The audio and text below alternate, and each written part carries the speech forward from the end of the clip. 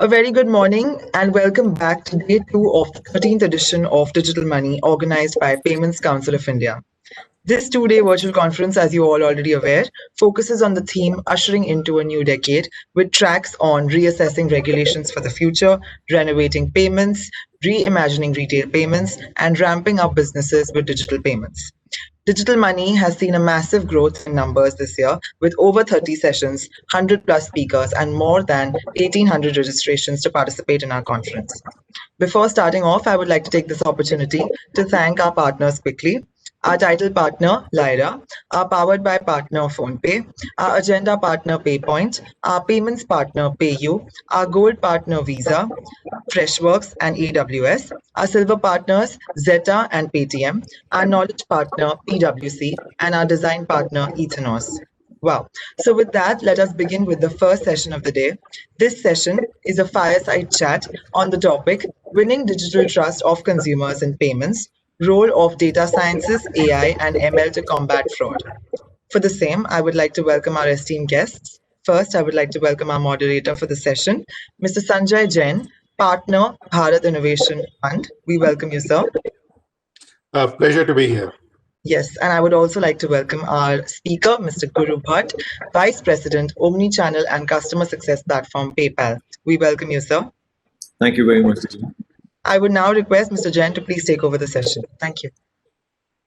Guru, great to have you here for this conversation. I thought, we would talk about a little bit around the context around digital payments. We now have this set of new users who are coming into payments in a very big way. Most of these have not gone digital before, let alone use digital payments.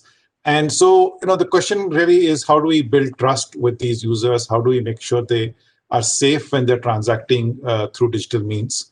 And how does user education and the user customer experience play into this? And at PayPal, I'm sure you've kind of dealt with this on a global basis, and perhaps you should contextualize that and for India as well. Sure. Thank you very much, Sanjay. Thanks for having me here. It's a great pleasure and a privilege to be talking to somebody as accomplished as you, with all the work that you've done for Aadhaar as well as the India stack. So it's a great pleasure. So maybe just to set in context the kind of scale at which we operate, right? We are an ever-growing company, I'd say, for the last 20 years when we started as one of the founding members of the digital payments tribe to now. We've experienced phenomenal growth, and in fact, during the COVID-19 pandemic, that growth has truly headed north in ways that have delighted us, but have also put quite a bit of pressure on us to innovate and stay ahead of the pack. So if you look at it, we are in over 200 markets around the world. In this year, we're on track to hit close to $1 trillion in total payment volume. That is the sheer amount of money transacted on our systems. And if you were to just divide it by the denominator of 365 days, you're talking somewhere in the region of 40 to 50 million transactions a day. And at any given point in time, we are moving roughly about $35,000 every second on our systems. And with this kind of scale, naturally, there are many different aspects of running a business in a way that satisfies customers. So, in the payments realm, one is the transaction itself has to take as little time as possible, while also being extremely safe and secure. And at the same time, when you do run into issues, when the customers reach out to you, you need to be able to treat them with empathy, with respect, with understanding of what might have gone wrong even before they get a chance to explain it to you, and give a comprehensive resolution in as little time as possible. And to be able to do it on a base of about 350 million customers around the world, and that is growing. In fact, during the pandemic, the couple of quarters, Q1 and Q2 and including Q3, we were seeing north of 200,000 customers coming onto our platform, afresh, new customers every day, 250, 230K customers every single day. So to be able to do this at scale, the only option is technology. And the way you leverage technology to increase trust, because in the payments business, if you don't have trust, you have nothing. And the only way you can truly make sure that you're doing what is right for the customers is by treating them with empathy and respect throughout this thing, because money is a very emotive issue, and a lot of different factors go into play in actually enabling a delightful customer experience that is safe, secure, and seamless. You're on mute, I think, Sanjay. I thought I unmuted myself earlier. Sorry. That's a great context. And I think in India as well, we've seen the kind of growth in the last year has just been tremendous. I mean, we just crossed 2.2 billion transactions on UPI this last month. And so the question comes is, when you look at these technologies that are coming in, I mean, users are, of course, expecting to have the payments go in real time. And the question is, when something goes wrong, and things do go wrong, and it's not always fraud, but how do you, get that right? They have an expectation of real time, and that really doesn't happen ever. So very, very few organizations have actually gone in to bring in online dispute resolution kind of mechanisms. And I know that PayPal's leading the pack on this one. So I wanted to sort of get your view in terms of the kind of technologies that it takes to bring in dispute resolution in an online manner, and how you can help solve these grievances quickly. And it would be great to sort of dig deeper into some of how this can be done. Absolutely, Sanjay. So if we were to look at the life cycle of a transaction, right, you've got what happens before the transaction, what happens during transaction in flight, and then what happens post transaction. And I'll kind of lay out the roadmap, if you will, across those three different stages of the transaction life cycle. So for us, before the transaction, the value of our platform comes in from the sheer amount of data that we have on our customers throughout their journey with PayPal, all the different ways in which they've transacted with us, where they have come in from, what devices they've used, which geographical locations they've been at, what IP addresses they came in on. All of that is what information that we have at our disposal. And we're very careful to make sure that this information is never shared with anybody else, right? It's a sacrosanct responsibility for us to keep it with ourselves, not share it for any other purpose other than to make sure that the customers are safe. So within 0.3 of a second, when the transaction is in flight, we manage to assess the risk associated with this transaction to see if it is a fraudulent transaction or not. And some of this, while it's tempting to say it's only AI, I think the magic is in when you're able to blend human intelligence with artificial intelligence. We call it augmented intelligence, because there's always a story behind every transaction. Let me just give you an example of a situation that could be tricky, because while you are very committed to keeping the bad guys out, you have to be just as committed to keeping the good guys in. So it's no good to our customers if we keep blocking a lot of transactions when they're actually good transactions. Yes, we should block bad transactions, but we also end up catching some dolphins along with the fish. That's no good. That's a horrible experience for the customer. So let's just say that, for example, what could be a potential fraudulent transaction? 5 days of transaction from the same account, each of those 5 days from a different IP address and a different geography. And so it could be tempting for us to say, oh my God, this is a fraudulent transaction, because how could the same account in different locations, and across the world from different IP addresses, what is happening here? But if you dig deeper, maybe it's an airline pilot who's on an extended trip across, the world, buying things for his family as he or she is transacting, traveling. It could be very well explained that these are not fraudulent transactions. So for us, as we go through this mountains of data that we have on our systems, we have close to 380 petabytes of information, which is, if you put them all one on top of the other in DVD drives, that would be 8 or 9 Mount Everest. That's the kind of volume of data, right? Feeding that data into our AI engines, as well as augmenting it with human intelligence in terms of detecting these kinds of patterns and stories, and making sure that human intelligence is also productionized, not just artificial intelligence. That's how we are able to keep out the bad actors while keeping the good ones in. Our fraud loss rates, in fact, are the lowest in the industry. And that's because of this unique combination of human and artificial intelligence. So once you complete the transaction, Now you come to the dispute space that you talked about, right? Right. So in an e-commerce setup, trust is one of the key ingredients to making sure that you feel like transacting online. So you have, if you have people from different parts of the world, what can introduce some trust? That is us as a payments provider.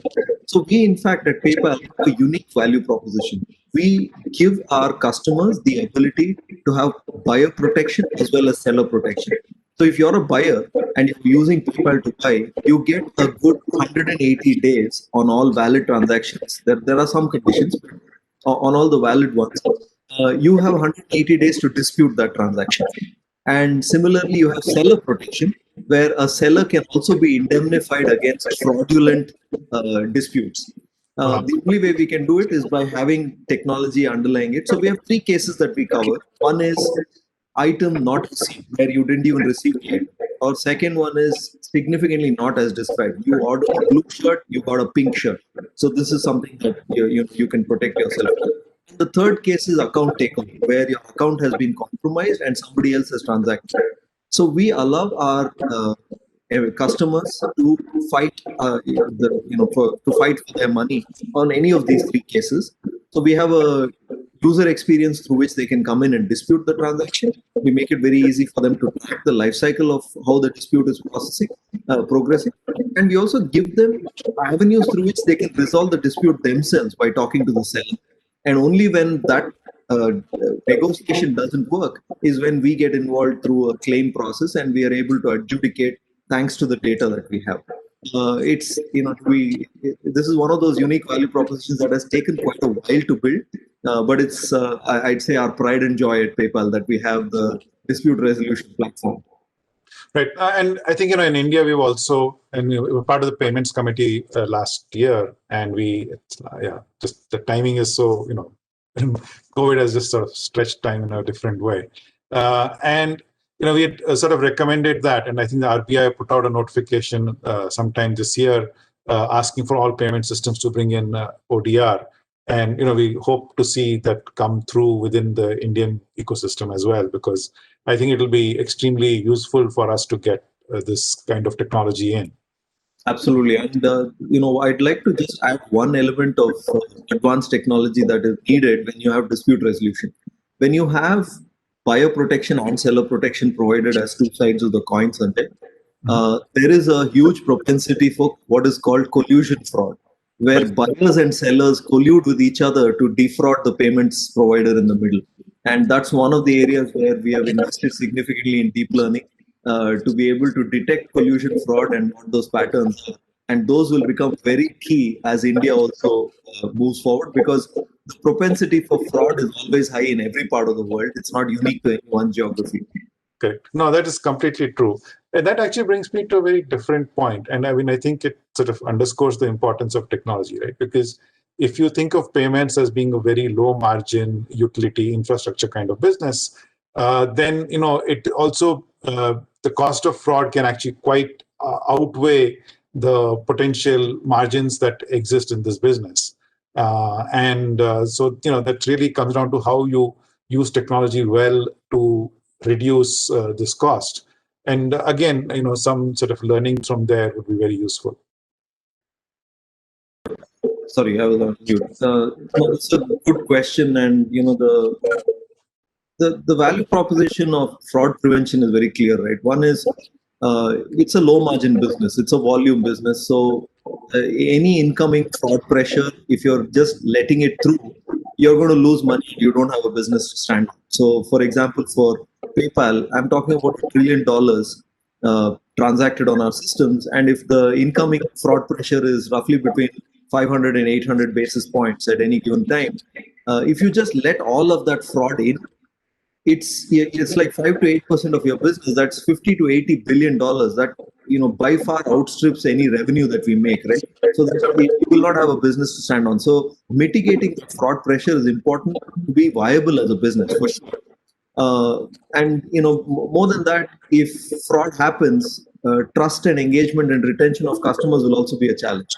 And apart from these rather self-centered reasons that, from a company's perspective, there's a moral obligation, right, to protect the money of customers. Companies should do everything in their power to prevent fraud. And this is where, at the scale, I think the only option is to rely on technology to truly enable this. And this is the learning that we have had. Initially, I think when the payments industry was in its nascent stage, a lot of our efforts were in things like linear regression, logistic regression, older ML technologies. And as time has gone on, we have gone further into neural networks, gradient boosted trees, and all the new technologies in terms of reinforced learning and transfer learning, where we have been able to bring the true power of the data that we have, thanks to deep learning as well as advances in hardware. The ability of the machine to absorb millions of data points, hundreds and thousands of layers in terms of features, it has gone up significantly. And the time it takes to actually run this has also gone down. And it's in keeping in lockstep with customer expectations as well. Right? 10 years ago, if somebody had to wait for 5 seconds for a transaction to complete, it would have been considered fairly okay. But today, with the generational shifts and what people have also gotten used to, anything more than a couple of seconds, and that's it, you've lost your patience with that experience. And so we are in a unique world, I would say, where the expectations are exponentially higher every year, and technology is also keeping pace with it. Let's see how it goes. It's an exciting time to be in the industry. I actually wanted to also, bring up the point that fraud is a very dynamic situation, right? I mean, your fraudsters are also getting, one is of course common fraud, which is somebody doing phishing or whatever. On the other hand, technology comes in there as well, and it's as though it's like this constant war games, right? I mean, they are sort of ramping up their capability, and you're ramping up to prevent that. And I'm sure it's quite exciting, and would love to hear more of your views on what you're seeing there. No, definitely, Sanjay. I think it's like a cat and mouse game, right? You feel like you're you're in a perennial Tom and Jerry cartoon where you're trying to outsmart each other, Right. because of the sheer amount of money in the world. And I mean, I'm talking about only PayPal. If you look across the world, there are so many amazing payments companies. All of them are subject to the same pressure, because even a small percentage point, right, even a fraction of a decimal point, if a fraudster can win, that's millions, if not billions of dollars. So the incentive is very strongly there. So they have the ability to invest in technology as well. There are parts of the world where the fraudsters are investing in technology at the same rate that I'm sure the tech industry that is trying to fight them is also incorporating these technologies. So it's a as we become smarter, they become smarter as well. So it's an ever it's a perennial game, just staying ahead of each other. So for us, our learning in this has been as uh, as much as our intention to compete and win may be, in this realm, I think what is right for the customer is what has to always take precedence. Because safety and security is not just one company's business, it's the ecosystem's business. So this is one area where, as long as companies are able to collaborate with each other, share best practices, share data sets on what bad patterns are and who the fraudsters are, it can help all of us. I mean, this is one area where we should not be selfish. Yes, the secret sauce of what algorithm you use to fight fraud is, obviously that's your company's USP and that's what makes you money. But sharing some of the best practices should not be the exclusive reserve of one company, it should be across the ecosystem, and that's one that we need to do.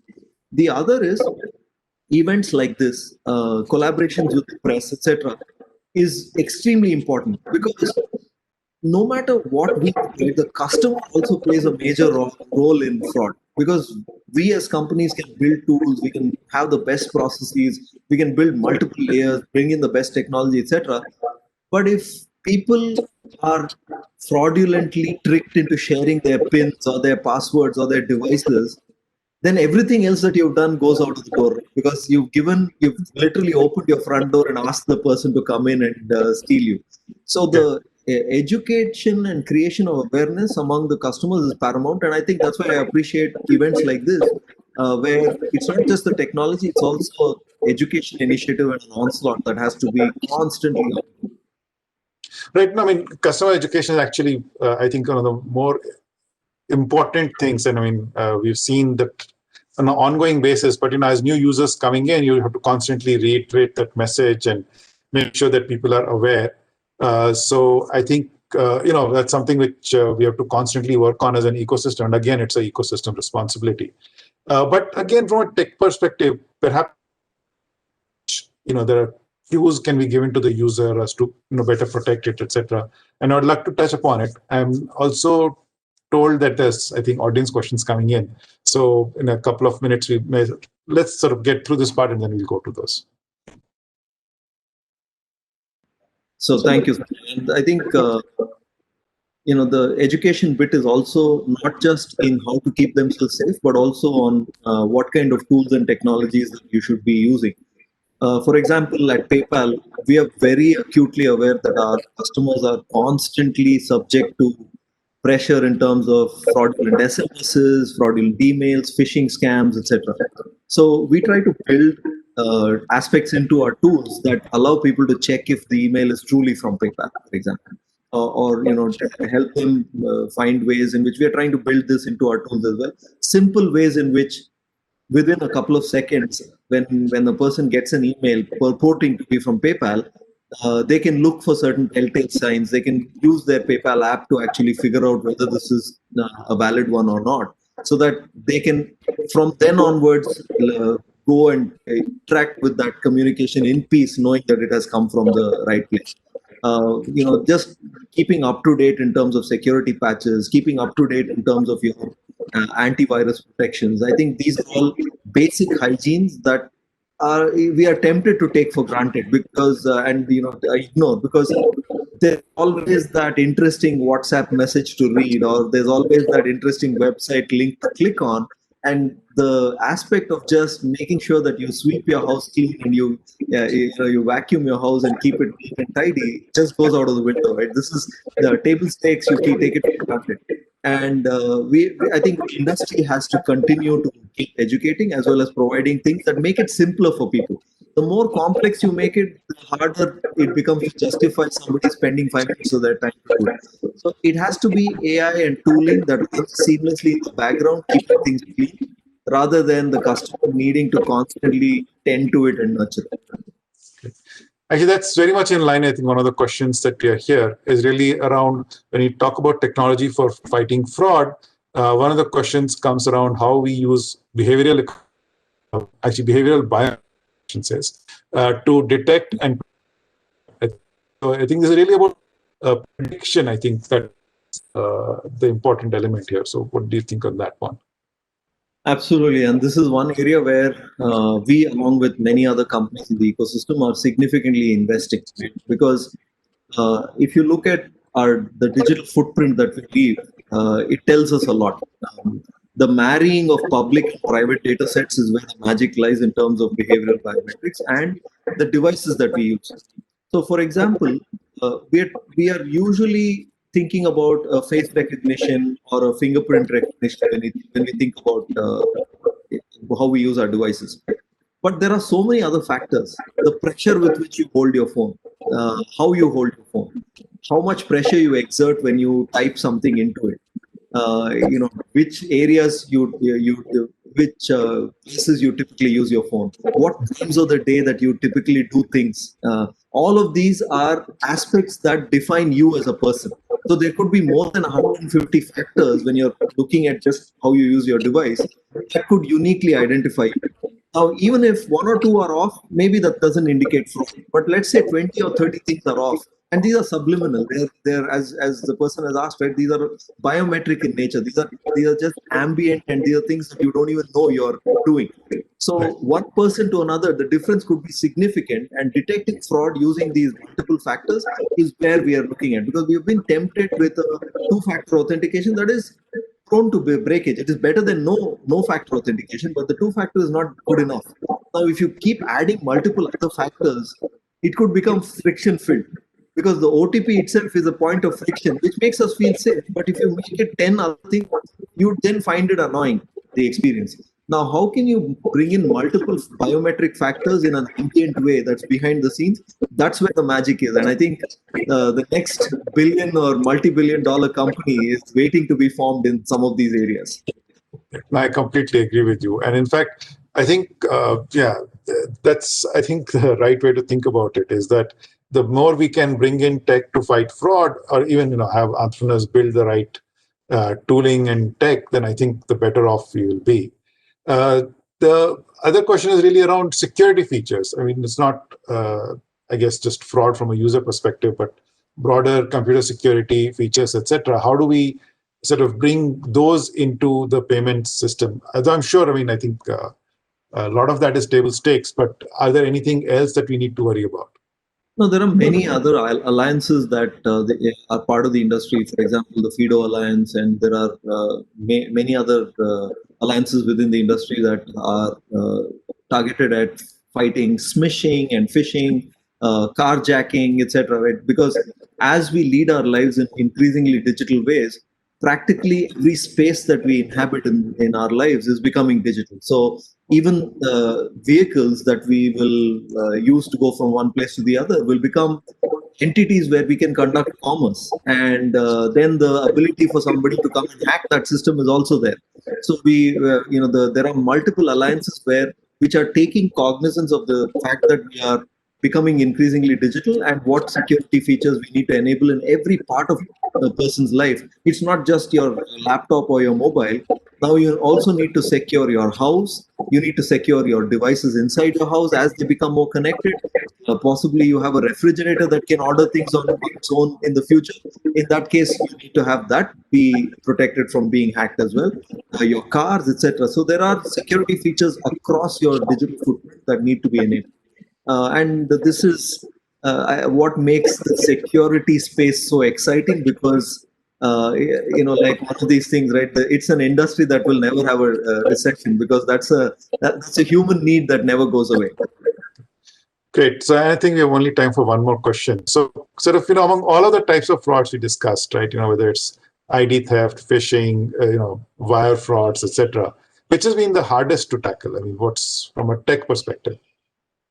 I think the aspect of identifying a person uniquely continues to be, a technology challenge that is, is tempting to think of as a solved problem, but is never, because at the root of every fraudulent attempt is somebody being able to convince you that their identity is not what it is, right?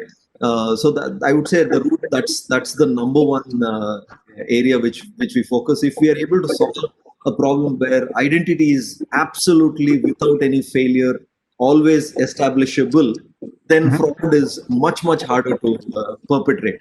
And then every other type of fraud is actually an offshoot of this aspect, that once somebody is able to convince you that their identity is which it truly is not, then it opens the doors for them to come and do other things. And if you're able to tackle that root problem, then you're able to tackle everything else. So I'd say that still continues to be a major source of angst in the security industry.